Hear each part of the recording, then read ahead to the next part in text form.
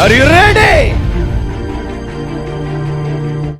మన ఒకటో పాయింట్, నాకు మిగిలిన ప్రార్థనలు ఏవి అంటే కన్నీళ్ళు మాత్రమే. నాకు మిగిలిన ప్రార్థనలు ఏవి అంటే కన్నీళ్ళు మాత్రమే. కొన్ని సందర్భాల్లో మనం వెళ్తున్న పరిస్థితి, మనం వెళ్తున్న దుఃఖం, ప్రార్థన చేద్దామని మోకాలు ఉంచుతాం, కానీ మాటలు రావు. ఏవి మాత్రమే మిగిలినాయి? కన్నీళ్ళు మాత్రమే. పరలోకపు ప్రార్థన చెప్దాం అనుకుంటాం, పరలోక ప్రార్థన రాదు. ఏం మాత్రమే మిగిలినాయి? దావీదు సింహపు గృహలోనికి పడేక ముందు ఏ ప్రార్థన అయితే చేశాడో ఆ ప్రార్థన చేద్దాం అనుకుంటాం, కానీ ఆ ప్రార్థనలు రావు. ఎందువలన? మాటలు రావట్లా. ఏం మాత్రమే మిగిలినాయి? కన్నీళ్ళు. హిజ్కియా మరణించే సమయంలో ఏం ప్రార్థన చేశాడో ఆ ప్రార్థన చేద్దాం అనుకుంటాం, కానీ ఆ ప్రార్థన రాదు. ఏం మాత్రమే మిగిలినాయి? కన్నీళ్ళు మాత్రమే. విధవరాలు 2 బిడ్డలతో ఎలా ప్రార్థన చేసిందో అలా ప్రార్థన చేద్దాం అనుకుంటుంటే ఆ ప్రార్థన రాదు. ఏది మాత్రమే మిగిలినాయి? ఆదికాండం నుండి మలాకీ గ్రంథం వరకు భక్తులు ప్రార్థన చేసిన ప్రార్థన చేద్దాం అనుకుంటే ప్రార్థనలు మన నోటి నుండి రావు. ఏం మాత్రమే మిగిలినాయి? కన్నీళ్ళు మాత్రమే మిగిలిపోయినాయి. మత్తయి సువార్త నుండి ప్రకటన గ్రంథం వరకు భక్తులు భక్తురాండ్లు చేసిన ప్రార్థన చేద్దాం అనుకుంటాం, కానీ ఆ ప్రార్థన నోట్లో నుండి రావు. ఏం మాత్రమే? ఈ రోజున నీ జీవితంలో కూడా ఏం ప్రార్థన చేయాలో నీకే అర్థం కావట్లా. నీకు మిగిలినది కన్నీళ్ళు మాత్రమే. నీ కన్నీటి భాషను అర్థం చేసుకునే దేవుడు ఆ కన్నీళ్లను చూసి నీకు జవాబు అనుగ్రహించును గాక. హల్లెలూయా, ప్రైజ్ ద లార్డ్. కొన్నిసార్లు మన జీవితంలో ఎంత ప్రార్థన చేద్దామని బాసిపట్లేసుకొని కూర్చున్నా, మోకాళ్ళ మీద ఉన్నా, సాష్టాంగపడి ప్రార్థన చేద్దామన్నా కన్నీళ్ళు మాత్రమే వస్తాయి. దావీదు పరిస్థితి అదే. నాకు మాటలు రావట్లేదయ్యా, ఎన్నో కీర్తనలు నీ కృపచేత రాయగలిగా, నాకు మాటలు రావట్లా, నా కన్నీళ్ళ చేత నా పరుపు తేలిపోతుంది, నా కన్నీళ్ళ చేత నా మంచం, నా పడక కొట్టుకెళ్ళిపోతుంది. తండ్రి, నాకు మాటలు రావట్లేదయ్యా, నా కన్నీళ్లకు నువ్వు జవాబిస్తావా? తండ్రి, నీ కన్నీళ్లకు నేను జవాబును అనుగ్రహిస్తా. దేని బిడ్డలారా, అబ్రహాము శారా హాగర్ని, ఇష్మాయేల్ని ఇంట్లో నుండి వెళ్ళిపోమన్నారు. హాగరు, ఇష్మాయేల్ ఇద్దరు అబ్రహాము శారా ఇంట్లో నుండి వెళ్ళిపోయారు. అబ్రహాము శారా ఒక పక్కన ఇస్సాకు, హాగరు, ఇష్మాయేలు ఇంట్లో నుండి వెళ్ళిపోయారు. వెళ్ళిపోయేటప్పుడు ఊరికే ఒట్టి చేతులతో పంపించలా, నీటి తిత్తును కొన్ని రొట్టెలనిచ్చి పంపించారు. వీళ్ళిద్దరూ అవి తీసుకొని వెళ్ళిపోతున్నారు. ఆ అరణ్యములో నడుస్తున్నారు. అతి భయంకరమైన ఎండ. గల్ఫ్ దేశములో వెళ్ళిన వాళ్ళకి, మరలా గల్ఫ్ దేశంలో ఉన్న వాళ్ళకి అర్థమైంది. అతి భయంకరమైన వేడిమిలో నడుచుకుంటూ వెళ్తుండగా అబ్రహాము, శారమ్మ, ఇస్సాకు ఇచ్చిన ఆ నీటి తిత్తులో ఉన్న నీళ్లు అయిపోయినాయి, రొట్టెలు అయిపోయినాయి. ఏం చేయాలో వాళ్ళకి అర్థం కావట్లా.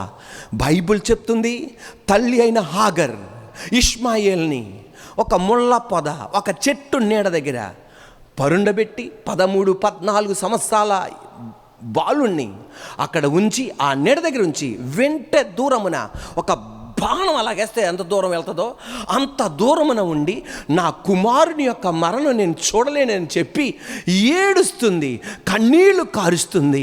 ఇష్మాయిల్ కూడా కన్నీరు కారుస్తున్నాడు. మాటలు రావట్లా వాళ్ళకి, వాళ్ళకి ప్రార్థన చేయడం వాళ్ళకొచ్చు. ఎందుకంటే అబ్రహాము ఎలా ప్రార్థన చేస్తున్నాడో, శారమ్మ ఎలా ప్రార్థన చేస్తుందో అవి విన్నవాళ్ళు, చూసిన వాళ్ళు. కానీ అలా ప్రార్థన చేయడానికి నోరు రావట్లా. కానీ ఏమి మాత్రమే మిగిలినాయి? కన్నీళ్లు మాత్రమే మిగలగానే దేవాది దేవుడు ఒక ఐగుప్తీరాల కోసం దేవాది దేవుడు దిగి ఒక మాట అన్నాడు, నీ కుమారుని కన్నీరు నేను చూచా, భయపడకు అన్నాడు. ఆ అరణ్యములో అన్నమాట ఏంటి తెలుసా? ఎడారిలో అన్నమాట ఏంటి తెలుసా? ఫియర్ నాట్, భయపడకు, నీ కుమారుని కొరకు ఒక ఓటను ఆల్రెడీ తెరిచి ఉంచా. ఆమె కన్నులు తెరవగా ఆ ఓట కనబడింది. కుమారుడు ఆ ఓటలోండి నీళ్లు తాగాడు. అలాగే ఆ అమ్మ కూడా ఆ ఓటలోండి నీళ్లు తాగింది. Praise the lord. ఆదికాండం 21వ అధ్యాయం 15 నుండి 21 వాక్యాలు. ఆ తిత్తులోని నీళ్లు అయిపోయిన తర్వాత ఆమె ఒక పొద క్రింద ఆ చిన్నవాణ్ణి పడవేసి, ఈ పిల్లవాని చావు నేను చూడలేనని అనుకొని వింటవేత దూరము వెళ్ళి అతనికి ఎదురుగా కూర్చుండెను. ఆమె ఎదురుగా కూర్చుండి ఎలుగెత్తి ఏడ్చెను. హల్లెలూయా. దేవుడు ఆ చిన్నవాని మొరను వినెను, ఆ చిన్నవాని ఏడుపును వినెను. అప్పుడు దేవుడు ఆ చిన్నవాని మొరను వినెను. అప్పుడు దేవుని దూత ఆకాశము నుండి హాగరును పిలిచి, హాగరు, నీకు ఏమి వచ్చినది? భయపడకుము. ఆ చిన్నవాడున్న చోట దేవుడు వాని స్వరము వినియున్నాడు. నీవు లేచి ఆ చిన్నవాణ్ణి లేవనెత్తి నీ చేత పట్టుకొనుము, వానిని గొప్ప జనముగా చేసేదనని ఆమెతో అనెను. మరియు దేవుడు ఆమె కన్నులు తెరచినందున ఆమె నీళ్లు ఊట చూచి వెళ్ళి ఆ తిత్తిని నీళ్లతో నింపి చిన్నవానికి త్రాగనిచ్చెను. దేవుడు ఆ చిన్నవానికి తోడై ఉండెను. అతడు పెరిగి పెద్దవాడై ఆ అరణ్యములో, ఐగుప్తు దేశంలో కాదు, ఆ అరణ్యములో ఎక్కడైతే మరణిస్తారనుకున్నారో, ఎక్కడైతే పాడైపోతాం అనుకున్నారో, ఎక్కడైతే మేము హస్తపంజరంలో అయిపోతాయి అనుకున్నారో, అదే అరణ్యములో, అదే నీటి ఊటలో కాపురముండి విల్లు కాడాయెను. అతడు పారాను అరణ్యములో నున్నప్పుడు అతని తల్లి ఐగుప్త దేశము నుండి ఒక స్త్రీని తెచ్చి అతనికి పెండ్లి చేసెను. హల్లెలూయా.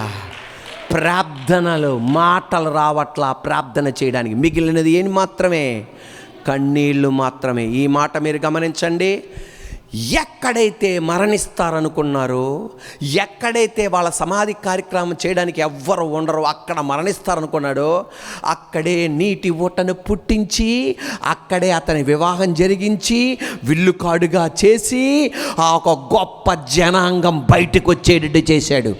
ఈ రోజున నువ్వు ఎక్కడైతే నాశనం అయిపోతావు అనుకున్నావో, ఎక్కడైతే పాడైపోతాను అనుకున్నావో, ఎక్కడైతే నేను ఇక మరణిస్తాను అనుకున్నావో, నీ కన్నీళ్లకు నా దేవుడు జవాబునిచ్చి అక్కడే నిన్ను గొప్ప జనాంగంగా చేయబోతున్నాడు. అక్కడే నిన్ను ఆశీర్వదించబోతున్నాడు. నీ కన్నీళ్లకున్న పవర్ అది. Praise the Lord. హల్లెలూయా. ఈ మాట మీరు గమనించండి. Are you ready? Are you ready? మీకు కొత్తది, నాకు కొత్తది. Are you ready? అబ్రహాము ఇచ్చిన నీటి తిత్తులో ఉన్న నీళ్లు అయిపోయినాయి, కానీ దేవుడిచ్చిన ఆ ఓటలో ఉన్న నీళ్లు ఈరోజు కూడా ఆగిపోలా. ఈరోజు కూడా ఆ ఓట బయటకు వస్తూనే ఉంది. అబ్రహాము ఇచ్చింది నీటి తిత్తు మాత్రమే, ఒక చిన్న వాటర్ బాటిల్ మాత్రమే, లేకపోతే ఒక మాదిరి ఇద్దరు తాగడానికి ఉన్న నీళ్లు మాత్రమే, కొన్ని రొట్టెలు మాత్రమే. కానీ దేవుడిచ్చింది ఒక పెద్ద ఓట. ఈ మాట జాగ్రత్తగా ఆలకించండి. ఆయన పెద్ద కోటేశ్వరుడు అవని, ఆయన పెద్ద కంపెనీ ఓనర్ అవని, ఆయన పెద్ద CEO అవని, వారు ఇచ్చేదానికి ఒక పరిమితి ఉంటుంది. కానీ దేవుడు ఇలాంటి దీవెనలు నీ కొరకు, నా కొరకు, సంఘం కొరకు దేవుడు తెరుస్తాడు. ఈ మాట, తిత్తు నీళ్లు ఒక రోజుకే సరిపోతాయి. నీటి ఊట ఎన్ని నెలలైనా, ఎన్ని సంవత్సరాలైనా ఉంటాయి. అబ్రహాం ఇచ్చింది ఒక రోజుకి, ఒక వారానికి. దేవుడిచ్చింది, ఇష్మాయేల్ మరణించాడు, హాగరమ్మ మరణించింది, వాళ్ళ కొన్ని వందల తరాలు దాటిపోయినా ఈరోజు కూడా నీళ్లు తాగుతున్నారు. నువ్వు కన్నీరు కారుస్తున్నావే, నీ కొరకు ఈ రోజు ఒక ఊటను ఆయన ఆల్రెడీ తెరిచి ఉన్నాడు. ఆ దీవెన ఆగదు, ఆ కృప ఆగదు, ఆ ప్రవాహం ఆగదు. బిడ్డల తరం అనుభవిస్తున్నాం దాన్ని. హల్లెలూయా. ఒక ఐగుప్తీరాలు కోసం నీటి ఊటను తెరిస్తే ఆయన రక్తముతో కడగబడిన నీవు, ఆయన రక్తంగా కడగబడిన నువ్వు, ఆయన రక్తముతో కడగబడిన నేను, ఆయన కుమారుడైన నా కోసం. మీకు తెలుసా, తిత్తును కాదు ఆయన ఇచ్చింది, నీటి ఊటను కాదు ఆయన ఇచ్చింది, ఏకంగా నదులను ఇచ్చేశాడు మనకు ఆయన. నా యందు విశ్వాసముంచు వారి కడుపులో నుండి జీవజల నదులు పారును. తిత్తు ఒక రోజున అయిపోతుంది, నీటి ఊట అవ్వదు, ఆగిపోదు. కానీ నీటి ఊట వాళ్ళ దగ్గరికి వెళ్ళలేదు, వాళ్ళే నీటి ఊట దగ్గరికి రావాలి. కానీ నది అలా కాదు, నువ్వు ఎక్కడికి వెళ్తే అక్కడికి వచ్చేస్తుంది నది. ఈ బండ క్రీస్తే, ఈ బండ క్రీస్తే. ఈ బండ అయిన నీళ్లు ఇశ్రాయేల్ ప్రజల్ని వెంబడించినాయి. ఈ రోజున జీవజల నదులు మనల్ని వెంబడిస్తాయి. ఇప్పుడు ఆమెననాలి, నువ్వు ఎక్కడ ఉంటే అక్కడికి వస్తుంది నది. ఊట రాలేదు, నది వస్తుంది. హల్లెలూయా, ప్రైజ్ ద లార్డ్.